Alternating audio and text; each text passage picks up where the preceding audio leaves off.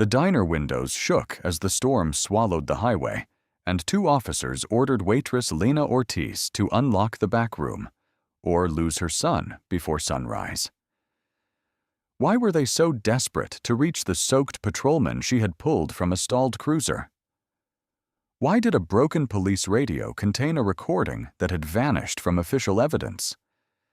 Lena looked like an exhausted single mother with coffee on her apron, but the men threatening her had no idea what she once did for the state, or what she had already copied. By dawn, one badge would be disgraced, another would be redeemed, and a town's oldest secret would surface. Stay until the final call changes everything. The cup began to rattle before Marcus Hale spoke. It sat near the register, tapping its saucer whenever the wind struck the diner windows. Hale crossed the tile in heavy boots, snow melting from his coat. "Open the door, Ms. Ortiz." Lena kept one hand on the counter. The other slipped into her apron pocket and closed around the memory card. Behind the storage room door, Noah Grant coughed. A chair scraped. Sergeant Colin Wade turned toward the sound. At 42, he rubbed his wedding ring when uneasy. "He's conscious." "He's freezing," Lena said. Hale stopped 3 feet away. Silver at the temples, he wore calm like a uniform. "Then let us reach him." "You can when you log the radio." Wade's thumb left his ring. "This isn't a negotiation." The lights flickered, turning the diner blue. Hale stared at the office computer behind the kitchen. "Where is the unit?" "With Officer Grant." "It's county property." "So is the evidence inside it." Hale smiled slightly. "You're a waitress." A gust bowed the glass inward. The cup chattered faster. From the room, Noah called, "She pulled me from a dead cruiser. Lower your voice." Hale tested the locked knob. "Noah, hand over the unit. We'll handle this at the station." "No receipt?" "We don't need an audience." Lena saw Wade glance at the empty booths. Wet footprints crossed the floor from the rear entrance. 4 sets. Hale had counted only 3. "Move away from the door," Wade said. She didn't. The brass key was warm in her fist. Beneath it, the card pressed into her palm. It held 47 seconds of audio copied before Hale arrived. A woman's voice, a 6-year-old date, and Hale's name. The generator faltered. The vent died, leaving wind and cooling metal. Hale stepped closer. Wet wool and peppermint. "Your custody hearing is at 9 tomorrow, correct?" Lena's fingers tightened. Mateo's folded paper star rested beside the card, one point bent against her knuckle. Wade looked at Hale. "Sir, that's not relevant."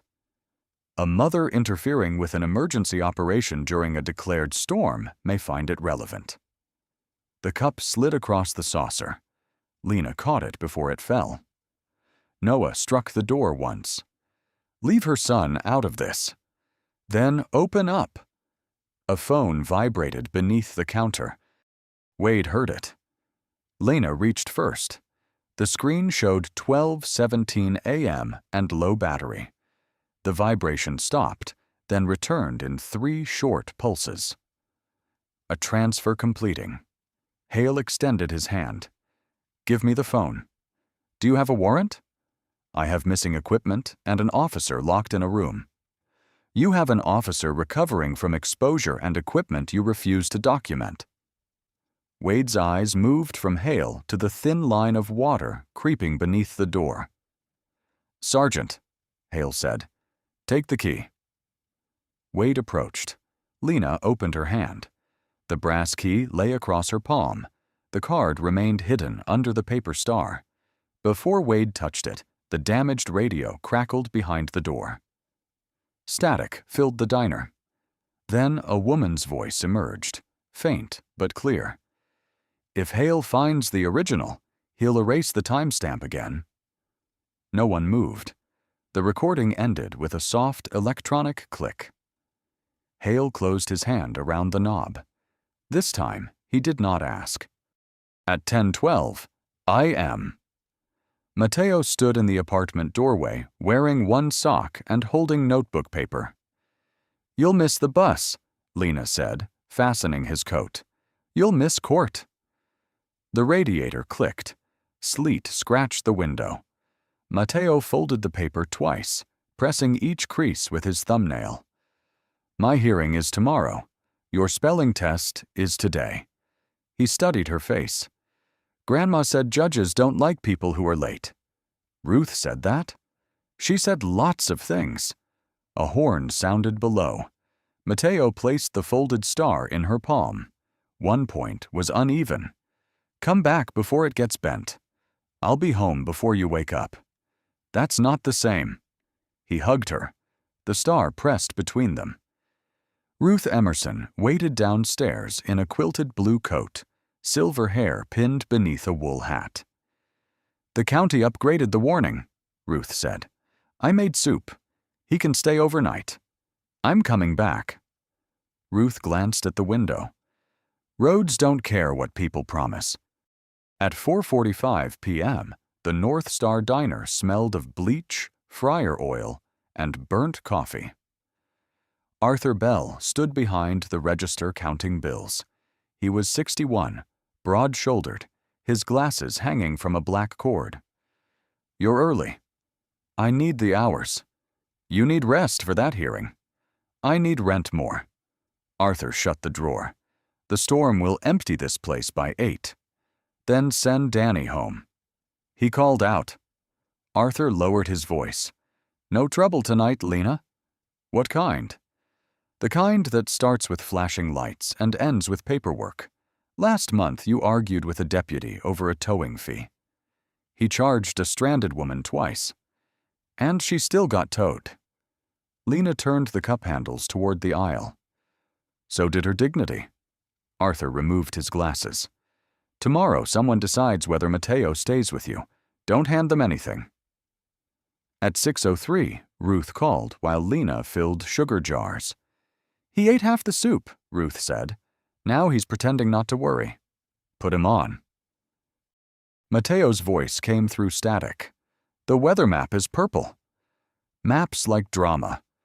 "Mrs. Emerson packed my school clothes. Am I sleeping here?" "Only until the plows clear Main Street."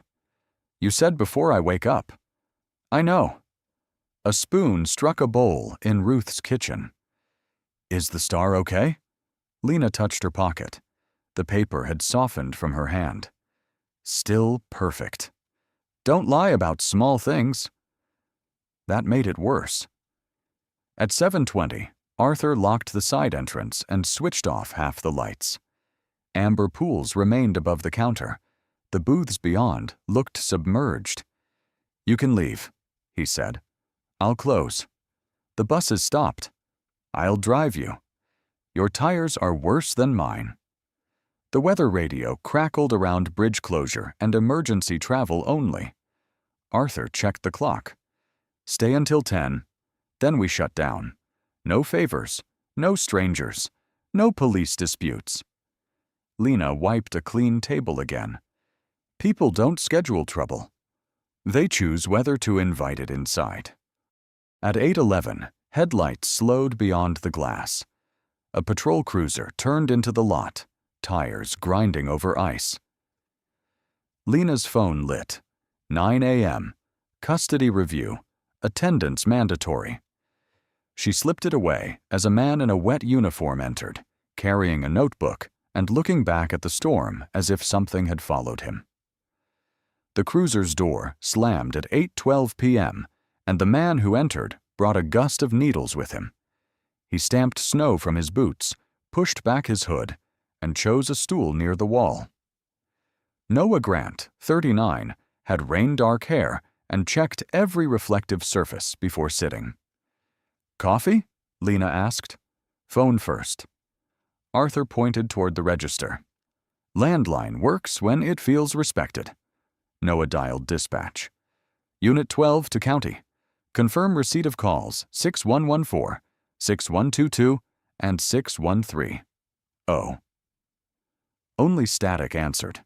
The freezer compressor rattled the pans. He tried again. A dispatcher's voice broke through, then vanished in electronic whine. Lena set down a mug. Signal drops when the wind shifts west. You monitor frequencies now? I monitor whether customers throw phones at my walls. He took a receipt and wrote 3 numbers on its back. Arthur turned the sign to closed. 10 minutes. I need the complaint log from Miller Towing. Not in my diner. The landline rang. Noah answered. Grant. Marcus Hale's voice carried across the counter. Why are you querying towing complaints during a storm declaration? 3 callers reported the same truck arriving before dispatch assigned it. You were ordered to highway patrol. I'm on the highway. You're in a diner. In the coffee machine's steel panel, Lena saw Noah's jaw lock. Close your notes, Hale said. Return to Route 9. Direct order. One caller says her vehicle was moved before she signed consent. The timestamps don't match. The line clicked. Do not confuse curiosity with authority, Noah. The call ended. Arthur slid the deadbolt. You heard him. I did. Then finish your coffee and go. Noah crossed out 6122. Then again, harder. The third line tore the paper. Why keep a number you don't trust? Lena asked. His pen stopped. Who said I don't trust it? You crossed out the ink, not the paper. He folded the receipt, then smoothed it flat. Electronic logs can be corrected. That's a careful word. It's a careful county. Wind struck the west windows. The lights dimmed, returned, then dimmed again. Noah keyed his shoulder radio. Unit 12, status check. Static. He moved to the window. Snow erased the lot's edge. Headlights idled near the access road. Someone waiting for you? Lena asked. They weren't there when I pulled in. Arthur peered through the blinds. Could be a plow. Plows use amber lights. The headlights went dark. Noah wrote Old Bridge beside 6122. Lena's phone vibrated. Ruth's name appeared, then vanished. Family? Noah asked. My son. You should leave. So should you. His radio crackled. Vehicle disabled near... Then silence. Noah pressed transmit. Repeat location. Nothing. He dialed dispatch. A distant woman answered. Did you send a bridge call? No active call for 12. I heard one. No, you didn't. The connection died. Noah tucked the receipt inside his glove and pulled up his hood. Arthur blocked the aisle. The roads are closing. Someone is out there. Or someone wants you out there, Lena said. Noah met her eyes. For the first time, he did not dismiss her. Outside, the unseen headlights came back on, now pointed toward the old bridge. At 8:19 p.m., the lights went out. The coffee machine sighed into silence, the lamps vanished, and the diner became a black box shaken by wind. Noah's cruiser headlights swept across the windows as he backed into the storm. Arthur found a flashlight.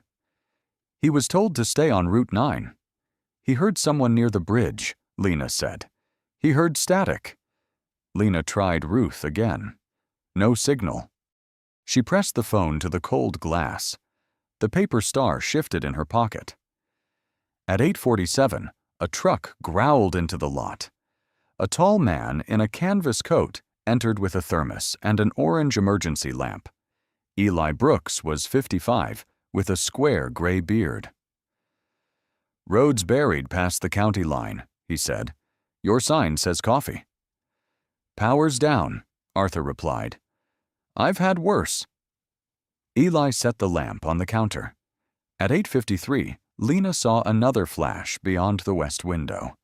She wiped condensation with her sleeve. A weak amber blink appeared near the access road, vanished behind snow, then returned. That's by the old bridge. Could be a reflector. Reflectors don't move. Eli joined her. Hazard beacon. Low to the ground. Lena reached for her coat. No, Arthur said. You have court in the morning. And he has nobody answering his radio? You don't know that. The beacon blinked again. Eli lifted the lamp. I've got blankets. Arthur blocked the door. If you leave, I can't keep this place open. Then lock it, Lena said. The wind tore the door from her grip. Snow struck sideways, sharp against Lena's cheeks. Eli walked ahead, shoulders angled into it.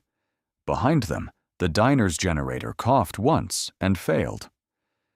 Darkness swallowed the entire parking lot. They found the cruiser 40 yards from the bridge, nose buried in a drift. The passenger door hung open over an empty seat.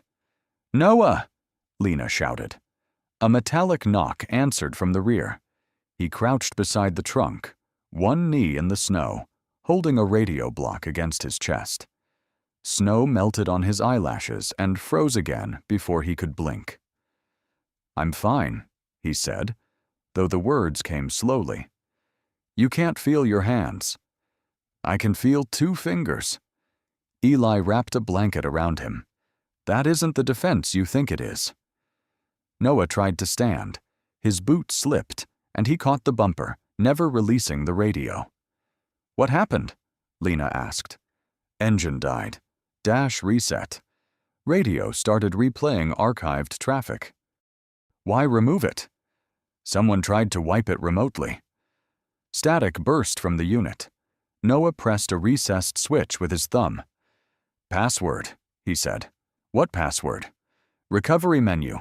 6 digits. His jaw shook too hard to form the next words. Lena leaned close. 1 number at a time. 4, he swallowed. 7, 1. The radio chirped. Again. 0, 9. His eyes closed. Eli gripped his shoulder. Stay with us. Noah opened them. Ice cracked along his lashes. 2. Lena entered the sequence. The display changed from system locked to archive found. A file name appeared. January 14th, 20/ePrice. Then the screen began counting down from 60. Deletion? Eli asked. Noah looked toward the dark bridge. No, he whispered. A transfer, and it's going somewhere else. The radio reached 0 as Eli opened the diner door. Arthur had relit the kitchen stove. Lena guided Noah into a chair beside the blue flame. His coat hung over the back, sleeves dripping. What transferred? Arthur asked. No idea. Noah's fingers would not close around the mug Eli gave him.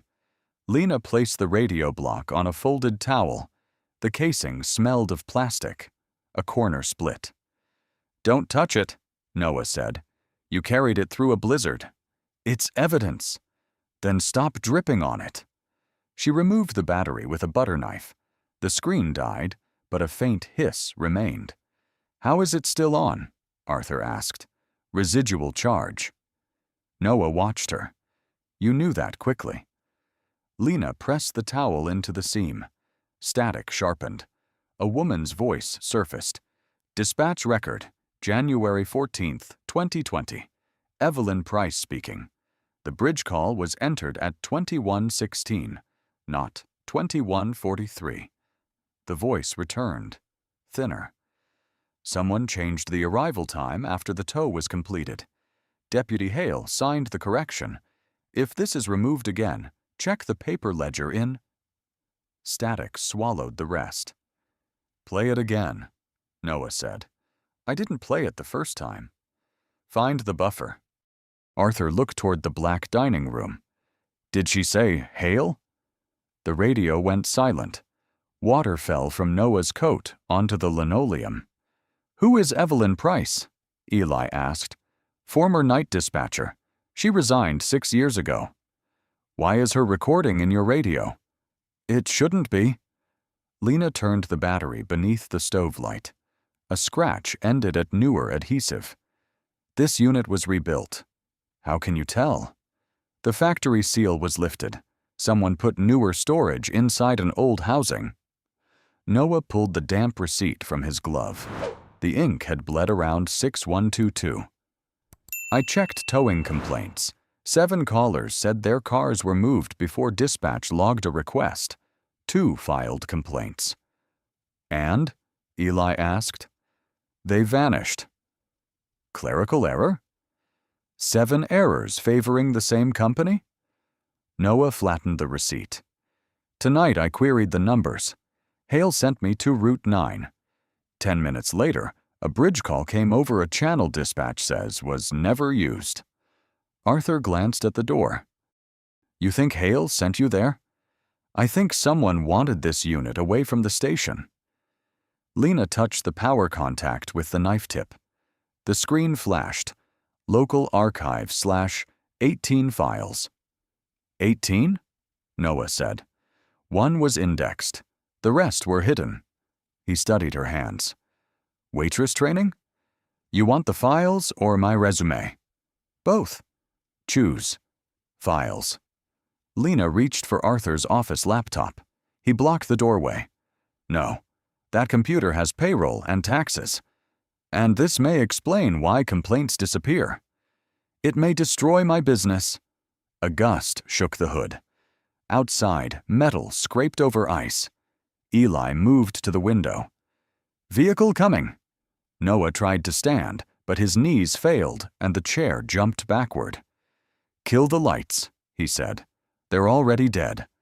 Hide the unit. Headlights washed across the ceiling and stopped at the entrance. The radio hissed. Evelyn Price's voice returned for 4 words. He knows about Thomas Ortiz. Lena's hand slipped from Noah's shoulder. Outside, a car door opened. The headlights stayed fixed on the ceiling while Lena carried the radio into Arthur's office. Door stays open, Arthur said. Eli watched the front windows. Noah followed in a gray blanket, one hand on the wall. Lena cleared invoices from an old computer, found a data cable, and cut away its cracked insulation with Arthur's pocket knife. You've done this before, Noah said. I've used old equipment. That isn't what I asked. She connected the radio. The computer chimed. Outside, Boots crossed the porch, then stopped. Arthur lowered his voice. They see the closed sign. No one drove here for pie. Eli called. A folder opened. County Mobile Archive. 18 files appeared, 14 without names. Lena disabled the wireless adapter. Noah noticed. Why? So nothing else leaves. Or comes in? She did not answer. The first file held static. The second contained 6 seconds of Evelyn Price breathing. On the third, a log window flashed and vanished. Lena reopened it through the system directory. Noah leaned closer. That path is restricted. Not here. You knew where to look. I used to work with data. For whom? People who cared when dates changed. Arthur stepped between them. Enough. We call the sheriff's office. Give them the box and let them decide. Noah gave a dry laugh. Hale is the sheriff's office tonight. He's also the man who can close this diner. Lena scrolled through the deletion history. Each erased file had been removed manually. The operator field showed 3 initials, MHL. Marcus Hale Lawson? Eli asked. Hale's middle name is Henry, Noah said. The last letter is a security level. Arthur removed his glasses. You're guessing? No, Lena said. He used an administrator credential. Arthur stared at her. How do you know? The cursor moved down the list. January 14th, 2020. January 15th. January 16th. Then it stopped over January 17th, 2020, the date Thomas died. Lena's hand ceased moving. The mouse glowed beneath her palm. In the kitchen, water dropped from Noah's coat onto linoleum. Noah read the folder name. Ortiz. Don't. Thomas Ortiz was your husband. You told me he died in a highway accident. He did. Near the old bridge, Noah said. Lena unplugged the mouse, but the folder stayed highlighted. 3 measured knocks struck the front door. Arthur flinched. Shut it down. If we close it now, we may never open it again. You have a child. I have 6 employees. Noah has a badge. You're asking us to gamble on a dead woman's recording. Evelyn Price isn't listed as dead, Noah said. Arthur looked at him. That helps? The knock came again. County Patrol, a man called. Open the door. Noah pushed from the desk. That's Wade. Lena selected the folder. A password box appeared. Can you open it? Noah asked. Yes. Arthur seized the power cord. Not in my building. Neither moved. Snow hissed at the windows. The cursor blinked in the empty field. Then Lena typed 6 characters. The folder opened to 1 audio file and a chain of custody form bearing Thomas Ortiz's signature. At the bottom, in red, transfer denied. Authorization M. Hale. The front lock turned once from the outside. The front lock turned once, then stopped against Arthur's deadbolt. Open up, Colin Wade called. County Patrol. Noah grabbed the landline. I need Captain Mercer. The dispatcher answered through static. Routing you. A click. Marcus Hale said. Noah. I asked for Mercer. He's unavailable. I have archived evidence tied to altered dispatch records. Secure the unit and step away. You haven't asked what's on it. Not over an unsecured line. Lena watched the transfer bar crawl across Arthur's computer. 32%. Noah lowered his voice. Send state investigators. Leave the radio on the counter. Wade will take you to the clinic. And the diner. Not your concern. The line died. Arthur rubbed his face. He knows where it is. He knew before we called, Lena said. Her phone showed 1 weak bar. She dialed Ruth beside the kitchen vent. The first call failed. The second connected with no greeting, only Mateo coughing in the background. Ruth? The road is blocked at both ends. Snow? A patrol car. No county number. It passed twice, slow enough for the driver to study the windows. Close the curtains. Keep Mateo away from the front room. He asked why police are here. The transfer froze at 49%. Mom? Mateo came onto the line. Did my star get bent? Lena slid her hand into her apron pocket. Melted snow had soaked through the cloth. The paper star collapsed between her fingers, 1 point sticking to her palm. It's safe. You sound far away. I'm at work. That isn't what I meant. A knock shook the glass. Wade called. Arthur, open before the generator fails again. Ruth inhaled. Lena, someone just stopped outside. The call dissolved into static. Ruth? Lena pressed the phone to her ear. Ruth. No service. Noah dialed dispatch. Hale answered immediately. Restore the line to Mercer, Noah said. You're hypothermic. Your judgment is impaired. My judgment found a 6-year-old file your system erased. Arthur's glasses slipped. He left them there. Hale's voice softened. Walk outside. Leave the radio. No one needs to make this larger. Lena heard the choice in it. What happens to her? Noah asked. Ms. Ortiz goes home to her child, assuming she cooperates. The wet star tore in Lena's hand. Noah stared at her. You sent a car to her street? I sent units to closed roads. There are no markings, Lena said. A pause. Then Hale used her name. You have a custody hearing at 9. Arrive without an obstruction complaint attached to your record. Arthur stepped away from the computer. Lena folded the torn paper into her fist. Put the captain on. You are not part of this conversation. You made my son part of it. The transfer jumped to 61%. Outside, Wade tried the lock. Last warning. Eli lowered the orange emergency lamp to the floor, darkening their faces. "Back door's buried," he murmured. "Pantry has no windows." Noah covered the receiver. "Take the radio there." Hale spoke through his hand. "I heard that." The computer chimed. Transfer interrupted. Every folder vanished except one. A message appeared. Remote administrator connected. Then the cursor began moving by itself toward delete. The cursor reached delete as Wade struck the glass. Eli pulled the computer cable. The screen went black. Arthur opened the door. Wind drove snow across the tiles. Colin Wade entered first, Marcus Hale behind him. Two stranded travelers followed. Sarah Mills, 29, a school photographer in a red scarf, and Henry Cole, 73, with an oxygen case. "Road's gone," Sarah said. "They told us this was shelter." Noah stood by the office doorway in a blanket. "You left Route 9, Hale said. "I answered a distress call." "No such call exists.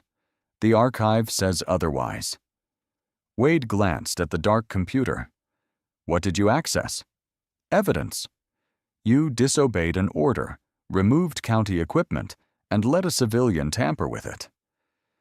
Lena set the empty radio casing on the counter. Hale lifted it. "Where is the storage module?" "This is what Officer Grant carried in." Arthur stepped behind the register. "Marcus, keep this calm." "We called," Noah said. "You answered every line."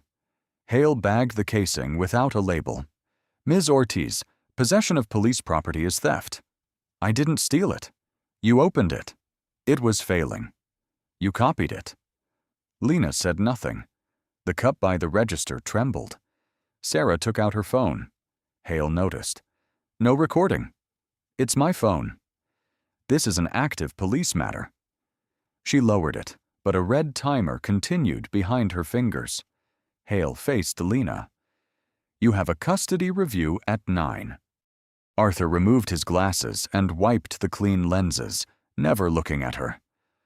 "What does her child have to do with a radio?" "Sir, stay out of this. I've stayed out of things for 73 years. It rarely improves them." Wade stepped toward Noah. "You need medical attention." "I need an evidence receipt."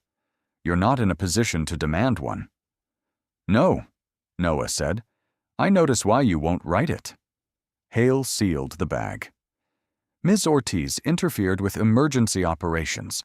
I must report conduct relevant to her judgment." The wet paper star pressed against the memory card in Lena's pocket. Arthur kept polishing his glasses. "Say something," Sarah whispered. Lena folded her hands. Officer Grant was cold. The radio contained a record. Both needed protection. "That's your defense?" Hale asked. "It's what happened." He waited. She did not plead. Wade held out his hand. "The rest of the device." "There is no rest." Hale's smile vanished. "Search the office." Wade did not move. "Sergeant?" He took one step. Eli blocked the doorway. "Under what authority?" Eli asked. Henry's oxygen alarm chirped. Everyone turned while he silenced it. Sarah slid her phone beneath a menu. Wade searched the office and returned with the cable. "Nothing." Hale studied Lena's apron pocket. "Empty it." She removed a pen, 2 quarters, the brass key, and the softened paper star. The memory card remained sealed inside the star's wet center. Hale picked it up. The paper sagged over his glove. "My son made that," Lena said. He hesitated, then dropped it beside the empty casing. "Put Grant in the storage room until transport arrives," Hale told Wade. "Keep her where we can see her." As Wade led Noah away, Sarah's hidden phone continued recording every word. The storage room bolt slid shut at 12:31 a.m.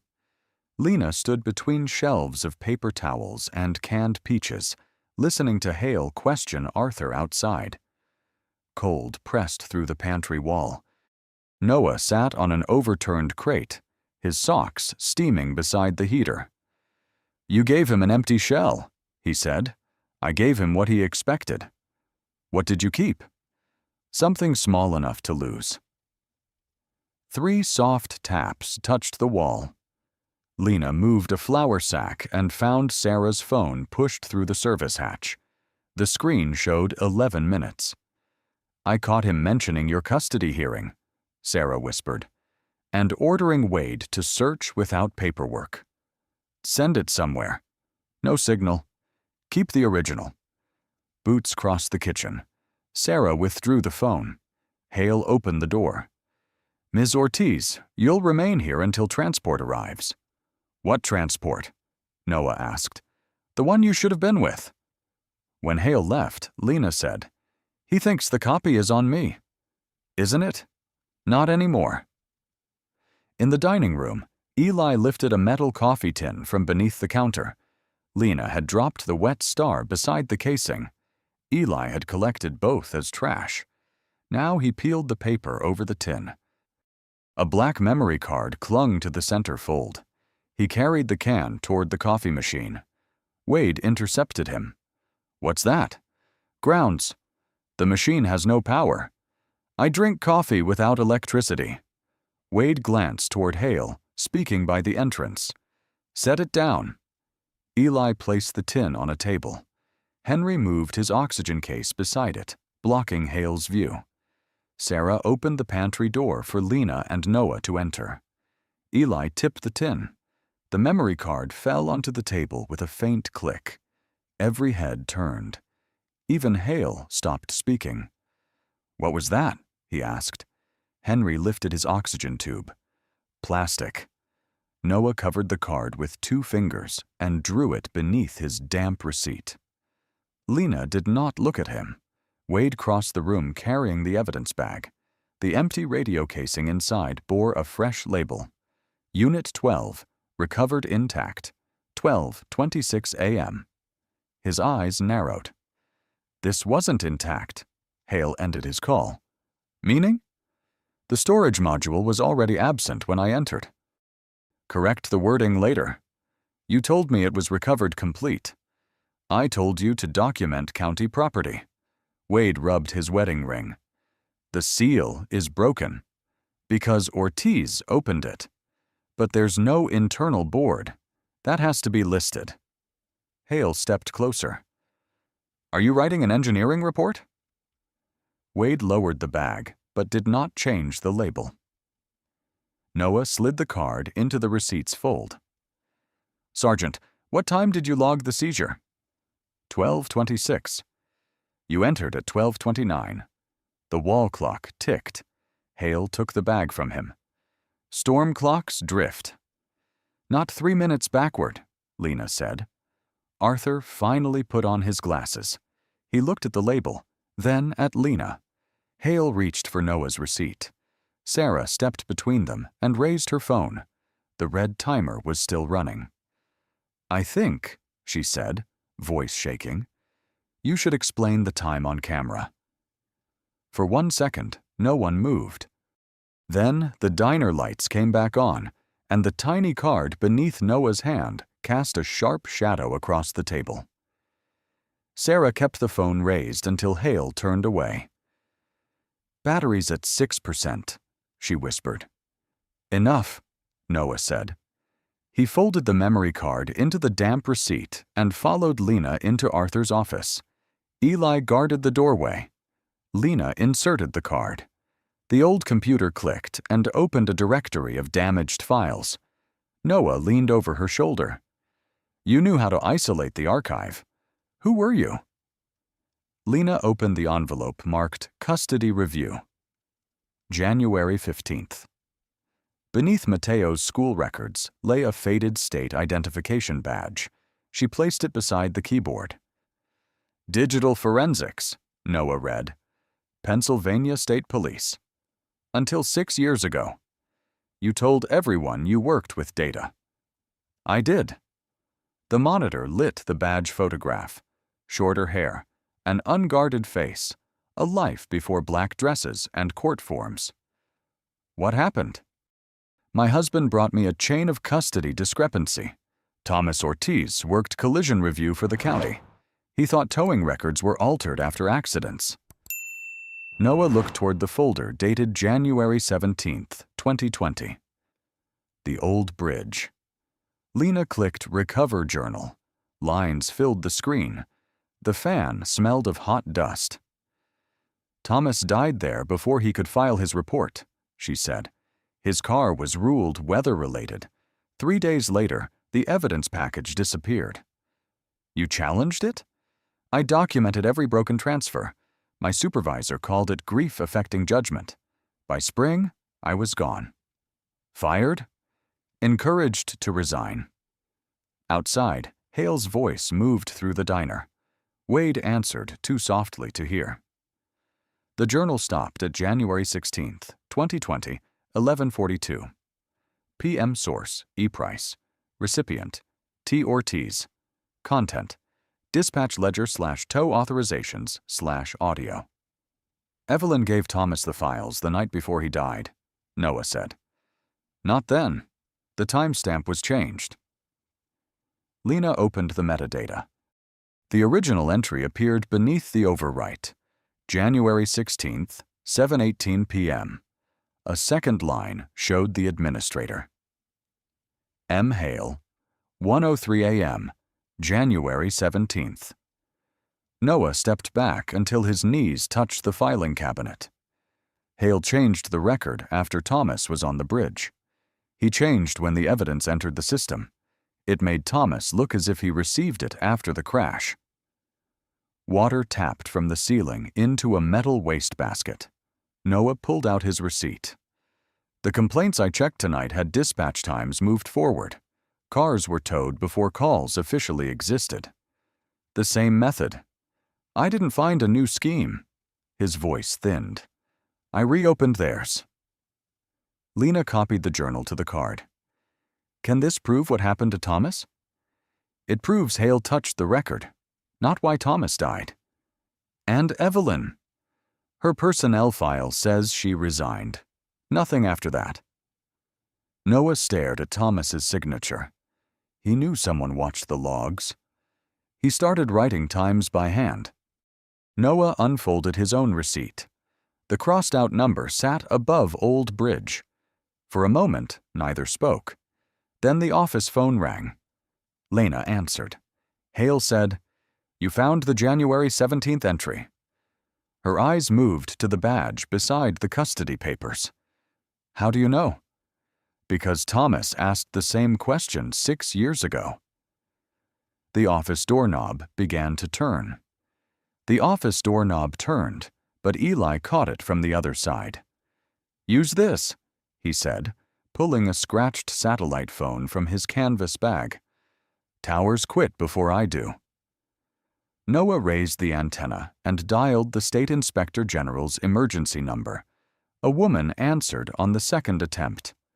Office of Inspector General, Naomi Chen. Officer Noah Grant, Mill Creek County. I need to report active evidence tampering. Badge number, location, immediate threat. He answered while Lena copied the restored journal. The office door opened hard. Hale entered, Wade behind him. End the call, Hale said. Noah turned away. Recovered radio unit 12. Archive contains altered dispatch records from January 2020 and current towing complaints. Hale reached for the phone. Eli stepped between them. Move. No. Hale looked toward the generator panel. Arthur, shut down the building. You are harboring unauthorized access to county systems. Sarah raised her phone. Henry's oxygen tube trembled by the window. Hale addressed the room. Everyone present is participating in unlawful possession and duplication of protected police data. Arthur faced him. They found a signed record. Corrupted material, Hale said. Naomi's voice came through the speaker. Do not disconnect. Who is speaking? Hale crossed the kitchen and opened the generator cabinet. Lena stood. If you cut power, the computer logs the interruption. Then it will log your crime ending. He reached for the red switch. Wade caught the cabinet door. "Sergeant," Hale said, "the unit in your evidence bag is incomplete. We discussed this. You ordered me to write, 'recovered intact.'" Wade rubbed his wedding ring until the skin whitened. Naomi said, "I need an independent officer to verify the device number and seizure entry." Hale pointed at Noah. "He is under investigation." "I asked for an independent officer." The generator thudded below them. Hot oil and wet wool filled the kitchen. Wade removed his right glove. His fingers shook once, then steadied around the phone Noah offered. "This is Colin Wade," he said, no rank before his name. "Employee number 4471. Naomi asked, "Can you verify the radio identifier?" Wade read the serial number through the evidence bag. "And the seizure record?" "It states the unit was recovered intact at 12:26 a.m. "Is that accurate?" Hale said. "Colin." Wade swallowed. "No, we entered after 12:29. The internal board was already absent. I was told to correct the wording later." The counters vibrated. Naomi's tone changed. "Do not surrender the phone or evidence. State investigators are being dispatched. Preserve every device and recording." "Roads are closed," Hale said. "We have winter response authority." He pulled the red switch. The lights died. Sarah gasped. Henry's oxygen unit chirped in the darkness. Then Eli's orange lamp came on beneath Wade's face. The satellite phone glowed in his bare hand. "Mr. Wade, are you still there?" Naomi asked. He looked at Hale, then at the false time written in his own ink. "Yes," he said, "and I am amending my report now." From the dark office, Lena's computer gave one final chime. The copy had completed before the power went out. At 3:41 a.m., the first snowplow reached the diner. A dark state vehicle followed. Naomi Chen stepped out in a charcoal coat carrying 2 hard cases. She was 45, small-framed, and wore silver-rimmed glasses. "No one touches a device," she said, "not even to charge it." Hale stood by the counter. "This is a county matter. It became mine when your sergeant reported a false evidence entry." She bagged Sarah's phone, Eli's satellite handset, the radio casing, Noah's receipt, and Arthur's computer. Wade corrected his report at a booth. Naomi faced Lena. "Where is the copy?" Lena unfolded the ruined paper star. The memory card rested in its damp center. "Place it in the sleeve yourself," Naomi said. The plastic crackled. Lena sealed it and wrote the time. "Thomas insisted on that," she murmured. "On what?" "Letting the last lawful holder seal the evidence." Naomi noticed the old badge beside the custody envelope. "I know your name." Hale shifted near the door. She resigned under dispute. "You will wait in the dining room without a phone." For the first time, Hale obeyed. At 4:18, Naomi opened an encrypted video line. "Evelyn Price is alive." Lena gripped the chair. Noah stared at the screen. "Where?" "Another state, under another surname. She reported threats in 2020 and refused contact for years." "Why now?" "I sent 4 words. The archive was recovered." A woman of 52 appeared beneath a kitchen light, auburn hair streaked with gray. She looked at Lena but said nothing. Then Evelyn raised an old photograph to the camera.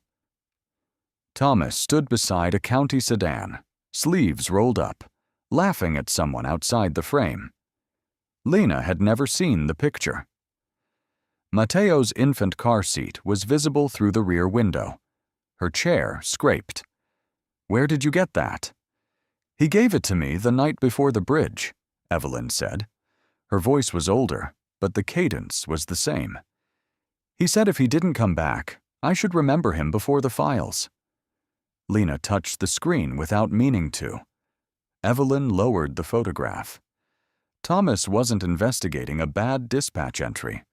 Miller Towing received calls before stranded drivers made them. Vehicles were marked abandoned, moved, and charged storage. Complaints disappeared.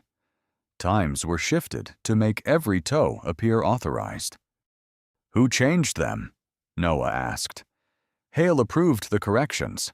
Others followed his signature because it kept response numbers clean. From the dining room came the scrape of Hale's chair. "I copied the paper ledger," Evelyn continued. Thomas took it to compare against collision reports. That was the package logged under his name. "Did he know he was in danger?" Lena asked. "He said someone had started repeating his private route assignments back to him." The generator clicked, then held. Naomi leaned toward the screen.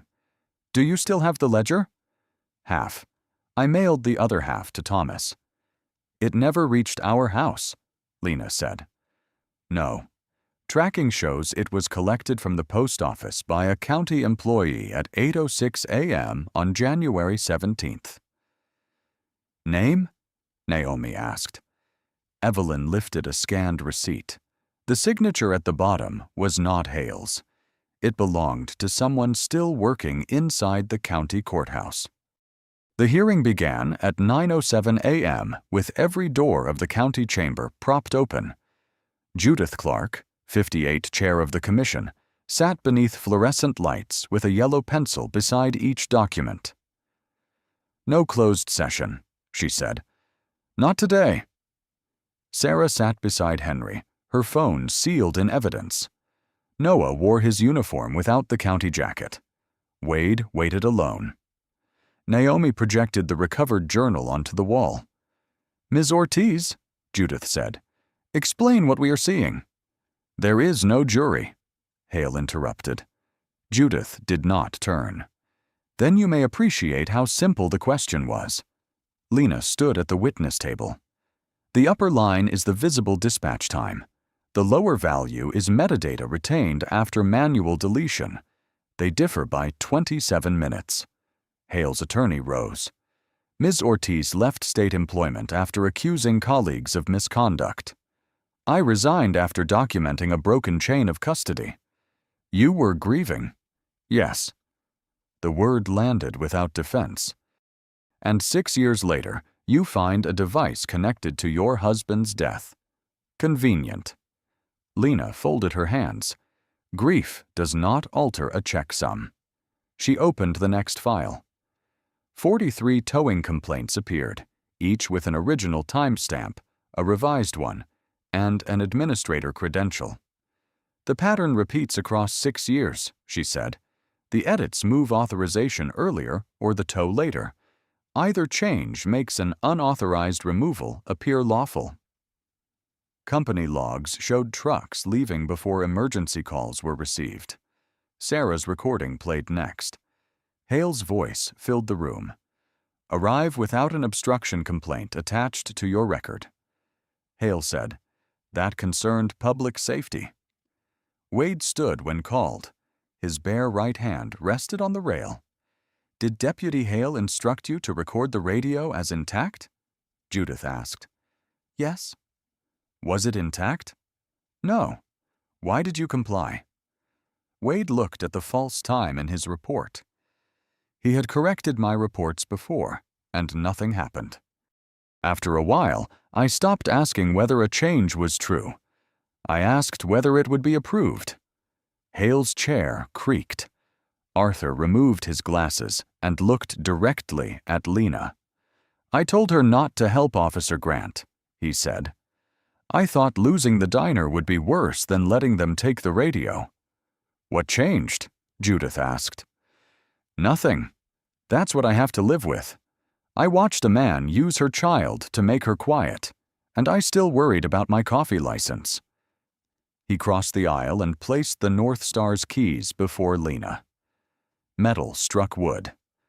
"I locked the door on you when you needed it open," he said. "These are yours, whether you return or not." Lena did not reach for them. Judith tapped her pencil. We also have the postal receipt for the missing ledger." The projection changed. The county clerk who signed for Thomas's package had approved every request to seal the towing complaints from public review. Naomi rose. She surrendered the remaining ledger this morning. On the screen, 43 altered cases became 68. The room went still as Judith turned to Hale. "This hearing is no longer about one storm," she said. "It is about how many people learned that silence was part of their job." 3 weeks after the hearing, Lena sat in the county office with a settlement agreement beneath her hand. Outside, snow slid from the roof. Inside, a clock ticked above empty chairs. Naomi placed a pen beside the document. "The county will compensate you for lost wages, legal costs, and reputational damage. And the records? Preserved pending prosecution. That isn't protected." Judith Clark folded her hands. "Marcus Hale has been terminated. The district attorney accepted the referral this morning." Noah sat near the window. Wade was serving a 30-day suspension. "He may remain as a cooperating witness," Judith said. A 6-figure amount stood above Lena's signature line. "This is a substantial offer," the county attorney said. She drew one line through the number. The pen scratched louder than the clock. Then she turned back 3 pages and circled review of historical complaints. "This stays." That could reopen dozens of settled matters. 68 that we know of. Some records are incomplete. Then they cannot prove nothing happened. Judith watched her cap the pen. What else? Independent backup outside the sheriff's network. Alerts for deleted files or changed timestamps. External review for evidence complaints. That will cost more than your settlement. Good. Noah lowered his eyes, hiding a smile. The attorney pushed the agreement back. "You are trading guaranteed compensation for policies that may take months. You offered money to close a door. I'm asking you to leave it open." At noon, the commission reconvened publicly. Hale's termination was read into the record. The prosecutor's referral covered evidence tampering and obstruction. No one applauded. Arthur sat in the second row, the diner keys around one finger. Judith introduced the reforms. "All dispatch audio will be mirrored to a state-controlled server," she said. "Any deletion will notify the Inspector General. Complaints involving supervisors will be reviewed outside the department." A commissioner objected. Henry Cole rose. How much did silence cost the people whose cars were taken? The objection was withdrawn. Noah presented protected reporting channels, anonymous evidence submission, and a rule forbidding supervisors from altering a report without preserving the original. "This would have protected you," Judith said. "No," Noah replied. "It would have made protection unnecessary." After the vote, Wade waited in the corridor, holding his corrected report. "I signed the cooperation agreement," he told Lena. "It doesn't erase what I did." "No." "I kept waiting for someone above me to say stop." Lena looked through the glass doors. "Now you know what waiting does." He nodded and left. Naomi handed Lena the adopted policy, warm from the copier.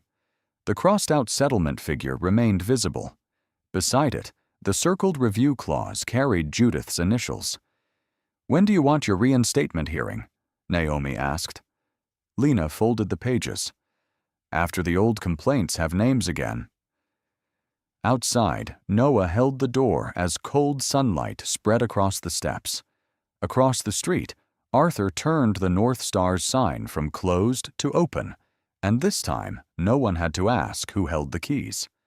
6 months later, Lena arrived at the County Digital Oversight Lab at 7:42 a.m., carrying coffee in one hand and Mateo's repaired paper star in the other. The lab occupied 2 rooms above the courthouse records office.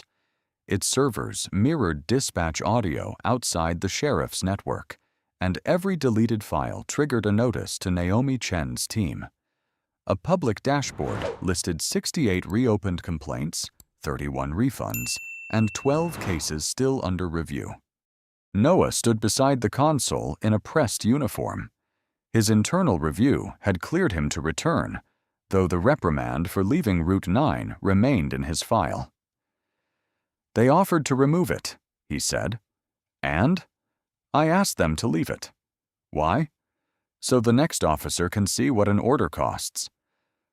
A notification sounded, a clean chime marking a preserved edit. Noah checked the screen, then smiled without celebration. Across town, Marcus Hale awaited trial on evidence tampering and obstruction charges. Colin Wade had returned in a reduced role after testifying before the grand jury. He was required to teach the new report preservation course twice a year. Arthur said he never skipped one. At noon, Lena tied on an apron at the North Star. She still worked 2 Saturday shifts, not because she needed the hours, but because she liked turning cup handles toward tired hands. Above the entrance, Arthur had installed a wooden sign. "Free hot drink for stranded travelers. No questions asked." Eli complained that the lettering was crooked. Henry donated the first box of tea. Sarah's photograph of the diner during the storm hung near the register, every face turned toward the same small table. Arthur slid a set of keys across the counter. "You keep leaving these here," Lena said. "They belong here." "They belong to you." He shook his head. "Not all of them." The bell rang. Evelyn Price entered, wearing a green coat and holding the old photograph of Thomas inside a clear sleeve. In person, she seemed smaller than on the screen. For a moment, neither woman spoke. Then Evelyn placed the photograph beside the sugar jar. "I should have come sooner." "You came when you could." "That isn't the same." "No," Lena said. "It isn't." They drank coffee without forcing forgiveness into words. Before leaving, Evelyn touched Thomas's picture and asked for a copy for Mateo. That evening, the school auditorium smelled of floor wax, wet coats, and construction paper. Mateo stood on stage beneath a banner about community courage. When his name was called, he unfolded the star Lena had carried through the storm. The paper resisted along the old creases. One point had been reinforced with clear tape. A dark stain remained where melted snow had soaked into the center. Mateo held it toward the lights. "It survived because my mom didn't throw it away when it got wet," he said. "She let it dry first." Lena lowered her eyes. Noah, seated 2 rows behind her, did the same. After the ceremony, Mateo handed her the star. "Still not perfect," he said. "It never was. Do you want a new one?" Lena smoothed the stained fold with her thumb.